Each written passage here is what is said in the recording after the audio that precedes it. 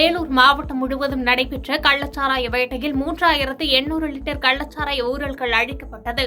வேலூர் மாவட்டம் குடியாத்தம் மற்றும் பேர்ணாம்பட்டு ஆகிய பகுதிகளில் உள்ள மலைப்பகுதிகளில் கள்ளச்சாராயம் தொடர்ந்து காய்ச்சப்படுவதாக புகார் எழுந்த நிலையில் வேலூர் எஸ்பி மணிவண்ணன் உத்தரவின்படி குடியாத்தம் மதுவிலக்கு அமலாக்கப் பிரிவு காவல் ஆய்வாளர் சின்னத்துரை தலைமையிலான போலீசார் ஆனந்தகிரி வனப்பகுதியில் சோதனை மேற்கொண்டு அங்கு கள்ளச்சாராயம் காய்ச்சுவதற்காக போடப்பட்டிருந்த சுமார் 2700 லிட்டர் கள்ளச்சாராய ஊழல்கள் மற்றும் 120 லிட்டர் கள்ளச்சாராயம் ஆகியவை பறிமுதல் செய்து கீழே ஊற்றி அளித்தனர். அதேபோன்று பேரணாம்பட்டு காவல் ஆய்வாளர் ருக்மான் கதன் தலைமையிலான போலீசார் சாத்கர் மலைப்பகுதியில் சோதனை மேற்கொண்டு கள்ளச்சாராயம் காய்ச்சுவதற்காக போடப்பட்டிருந்த சுமார் 1100 லிட்டர் கள்ளச்சாராய ஊழல்கள் மற்றும் 40 லிட்டர் கள்ளச்சாராயம் ஆகியவற்றை கீழே ஊற்றி அளித்தனர். வேலூர் மாவட்டத்தில் 2 மலைப்பகுதிகளில் நேற்று ஒரே நாளில் மொத்தம் 3800 லிட்டர் கள்ளச்சாராய ஊழல்கள் மற்றும் 160 லிட்டர் கள்ளச்சாராயம் ஆகியவற்றை பறிமுதல் செய்து அழித்துள்ளனர் என்பது குறிப்பிடத்தக்கது. மேலும் இதுபோன்ற சட்டவிரோத செயல்களில் ஈடுபடுபவர் மீது கடும் நடவடிக்கை மேற்கொள்ளப்படும் என வேலூர் மாவட்ட காவல் கண்காணிப்பாளர் மணிவண்ணன் எச்சரிக்கை விடுத்துள்ளார். அரக்கோணம் அருகே ரயிலில் கடத்தி வரப்பட்ட 3 கிலோ கஞ்சா பறிமுதல் செய்யப்பட்ட நிலையில் கேரளாவை சேர்ந்த வாலிபரை போலீசார் கைது செய்தனர். ராணிப்பேட்டை மாவட்டம் அரக்கோணம் ரயில் நிலையம் அடுத்த மேல்பாக்கம் காட்பாடி வழியாக கன்னியாகுமரி வரை செல்லும் விவேக் விரைவு ரயிலில் கஞ்சா கடத்தப்படுவதாக போலீசாருக்கு ரகசிய தகவல் கிடைத்தது. அதன் பெயரில் ரயிலில் போலீசார் சோதனை மேற்கொண்ட போது முன்பதிவு செய்யப்படாத பெட்டியில் பயணம் மேற்கொண்ட இளைஞரின் இருக்கையின் அடியில் வைக்கப்பட்டிருந்த பையில் சந்தேகத்தின் பேரில் சோதனை செய்தபோது அதில் 3 கிலோ கஞ்சா பார்சல் இருப்பது கண்டுபிடிக்கப்பட்டது.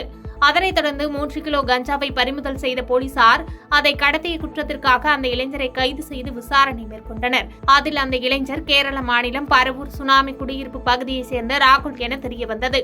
மேலும் இவர் கஞ்சா பெற்றுக்கொண்ட இடம் அதேபோன்று கொண்டு செல்லும் இடம் குறித்து போலீசார் தீவிர விசாரணை மேற்கொண்டு வருகின்றனர். விளாத்திக்குளம் அருகே தடை செய்யப்பட்ட 800 கிலோ புகையிலை பொருட்கள் மற்றும் கடத்தலுக்கு பயன்படுத்தப்பட்ட சரக்கு வாகனம் பறிமுதல் செய்யப்பட்டதைத் தொடர்ந்து பாஜக ஒன்றிய செயலாளர் உட்பட 4 பேரை போலீசார் கைது செய்து நடவடிக்கை மேற்கொண்டனர். தூத்துக்குடி மாவட்டம் விளாத்திக்குளம் அருகே உள்ள காடல்குடி பகுதியில் அரசால் தடை செய்யப்பட்ட புகையிலை பொருட்கள் ஒரு கிட்டங்கியில் பதுக்கி வைக்கப்பட்டுள்ளதாக தகவல் கிடைத்தது. மாவட்ட காவல் கண்காணிப்பாளர் பாலாஜி சரவணன் உத்தரவின் பேரில் தனிப்படை உதவி ஆய்வாளர் ரவிக்குமார் தலைமையிலான போலீசார் புதூர் அருகே காடல்குடி பகுதியில் ரோந்து பணியில் ஈடுபட்டிருந்தனர். அப்போது காடல்குடி அருகே கந்தசாமிபுரத்தில் உள்ள ஒரு கிட்டங்கி அருகே நின்ற சரக்கு வாகனத்தை சோதனையிட்ட போது அங்கு தடை செய்யப்பட்ட புகையிலை பொருட்கள் சுமார் 800 கிலோ வரை இருந்தது கண்டுபிடிக்கப்பட்டது.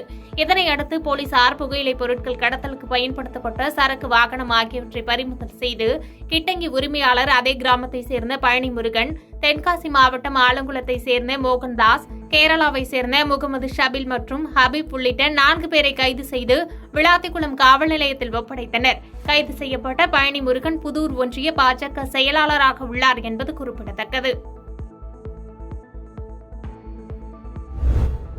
நல்லாடையில் விபத்தில் ஏற்படும் உயிரிழப்புகளை தடுக்கும் வகையில் தொழிலதிபர் டாக்டர் ராமதாஸ் சகோதரர்கள் சமூக நல அறக்கட்டளை சார்பாக வழங்கப்பட்ட ஆம்புலன்ஸ் சேவையை அமைச்சர் மெய்யநாதன் துவக்கி வைத்தார். மயிலாடுதுறை மாவட்டம் தரங்கம்பாடி தாலுகா நல்லாடை கிராமத்தைச் சேர்ந்த சிசேல் தொழிலதிபர் டாக்டர் ராமதாஸ் சகோதரர்கள் சமூக நல அறக்கட்டளை உருவாக்கி அதன் மூலம் பல்வேறு நலத்திட்டங்களை பொதுமக்களுக்கு செய்து வருகின்றனர். இதன் ஒரு பகுதியாக நல்லாடை மற்றும் சுற்றுவட்டார பகுதிகளைச் சேர்ந்த கிராமப்புற ஏழை எளிய மக்கள் அவசர நேரத்தில் ஆம்புலன்ஸ் கிடைக்காமல் உயிரிழப்பு ஏற்படுவதை தவிர்க்கும் வகையில் அறக்கட்டளை சார்பாக ரூபாய் 20 லட்சம் மதிப்பீட்டில் புதிய ஆம்புலன்ஸ் வழங்கும் விழா நடைபெற்றது. இதில் சிறப்பு அழைப்பாளராக சுற்றுச்சூழல் மற்றும் காலநிலை மாற்றத்துறை அமைச்சர் மெய்யநாதன் கலந்து கொண்டு சிசேல் தொழிலதிபர் டாக்டர் ராமதாஸ் சேவையை பாராட்டி வாழ்த்துரை வழங்கி ஆம்புலன்ஸ் சேவையை தொடங்கி வைத்தார். இதில் மாவட்ட வருவாய் அலுவலர் மணிமேகலை, பூம்புகார் சட்டமன்ற உறுப்பினர் நிவேதா முருகன் உள்ளிட்ட ஏராளமானோர் கலந்து கொண்டனர். தொடர்ந்து நடைபெற்ற இசையமைப்பாளர்கள் தேவா, ஸ்ரீகாந்த் தேவா ஆகியோரின் திரைப்பட இன்னிசை கச்சேரி கிராம மக்களை வெகுவாக கவர்ந்தது.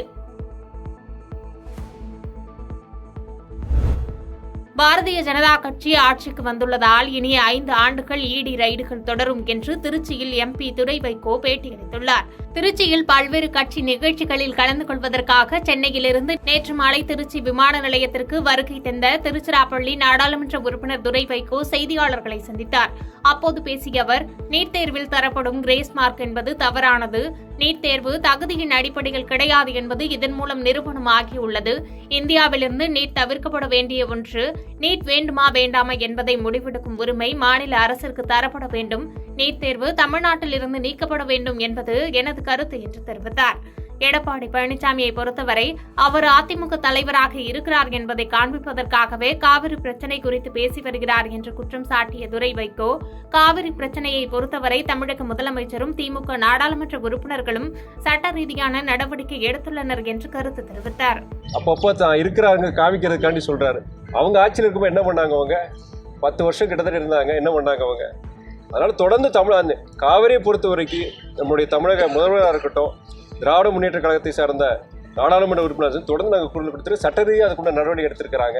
அந்த உச்சநீதிமன்ற தீர்ப்புக்கு எதிராக நீங்கள் காவிரி மாநிலம் சொல்லி காவிரி அந்த கர்நாடக அரசு தொடர்ந்து அந்த உச்சநீதிமன்றத்துக்கு அந்த தீர்ப்புக்கு எதிராக செயல்பட்டு இருக்கிறாங்க. அது சட்ட ரீதியாக தமிழ்நாடு அரசும் அதுக்குண்டா போராடிட்டு இருக்கிறாங்க. கண்டிப்பாக அடுத்து வர காலங்களில் அதுக்கு ஒரு நல்ல ஒரு தீர்வு வரும் நாங்கள் எதிர்பார்க்கிறோம்.